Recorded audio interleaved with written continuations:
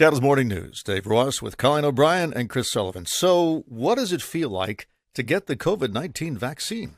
Let's call in the doctor. Paging Dr. Cohen. Dr. Gordon Cohen, MD, who was lucky enough to get vaccinated over the holidays. And when did you get your shot?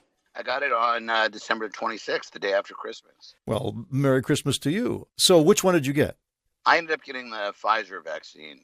That was what was offered. It wasn't like there was a choice. You get whatever they got. It's not like you walk and you say, I'll have Moderna or I'll have Pfizer. You get what they've got. And now you told me that the side effects were not insignificant in your case. So what happened?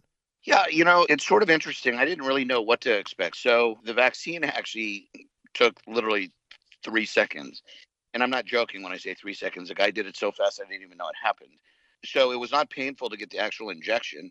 And I felt fine for about the first 6 to 8 hours. But then after that, I slowly started to feel sort of achy all over and sort of like I was getting the flu.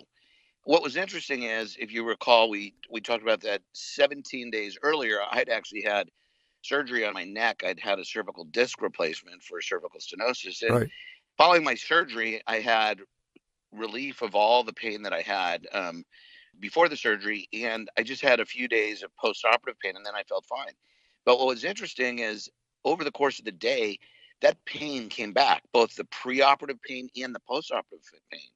And by the evening, I could barely lift my left arm, and I felt actually horrible. Wow. And what it told me was that my entire body, the immune system, was completely activated and completely revved up and inflamed. And that's why I was experiencing that pain that I'd had prior to surgery and even after surgery and everywhere else in my body. It was just this massive immune response to the shot itself, which actually is interesting because it tells you that, in fact, the shot is working. Yeah. Well, I mean, were you on any other medication at the time? No, I wasn't. And, I ended up taking just some ibuprofen. I was very tired. I felt very hot and sweaty, but I didn't have any fever or anything like that. I just generally didn't feel good. I ended up going to sleep early that night, and I slept about 2 hours longer than I usually do. But the next day I woke up and I felt fine, actually. I would say I was 90% better by the following morning, which would have been roughly 24 hours after I had gotten the shot. Well, that's not too bad then. No, it wasn't too bad. But it's funny because I've talked to some of my other colleagues and said, have you gotten this shot yet? And the response is, I'm not really hurrying to get it because most people I've talked to feel like they want to die after they've gotten it. So, I don't know what the experience is for everybody. You read what the CDC tells you, and the side effects I experienced are pretty much what is described for people getting the shot, other than the thing about having, sort of reactivation of my pre-op and post-op pain. But again, it only lasted about 24 hours. And for the most part, I took ibuprofen and went to sleep and felt better. But I would say that I had pain in my arm at the shot site for a good 3 to 4 days. And for the first, day and a half, it was hard to even move my arm up and down. It really hurt. But that shows it's working. Yeah, I actually think it's a good thing and not a bad thing.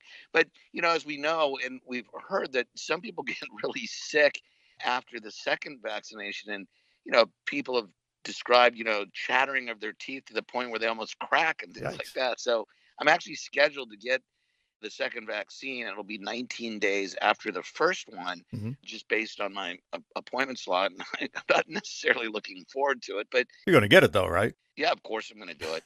And, let's face it. I mean, when we started talking about COVID by the middle of the year, when we were talking about a vaccine by the end of the year, I mean, people thought it was fairy tale, but it's not fairy tale.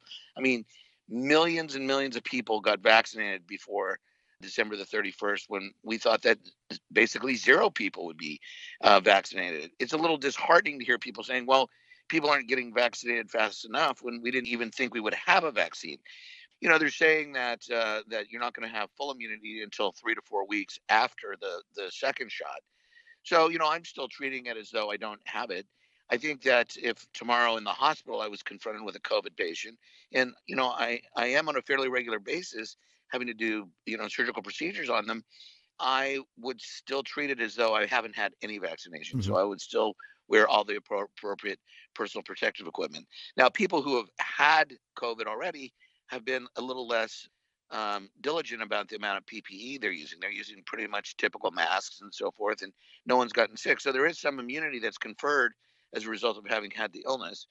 But, I want to make sure that I've gotten to that, 3 to 4 week mark after the second vaccine before I am any more relaxed about how much PPE I use in terms of taking care of patients. Although you're going to hear stories where people are uncomfortable and whatnot from having gotten the vaccine, it's well worth it. And, for the, 12 to 18 hours that I was awake and feeling not well, it was way better than being sick for, weeks or months or even dying from COVID. So it's a really, really, really fair trade off. And I would encourage everybody to get it as soon as it's available to them. Dr. Gordon Cohen, MD. Dr. Cohen, thank you. Thanks, Dave.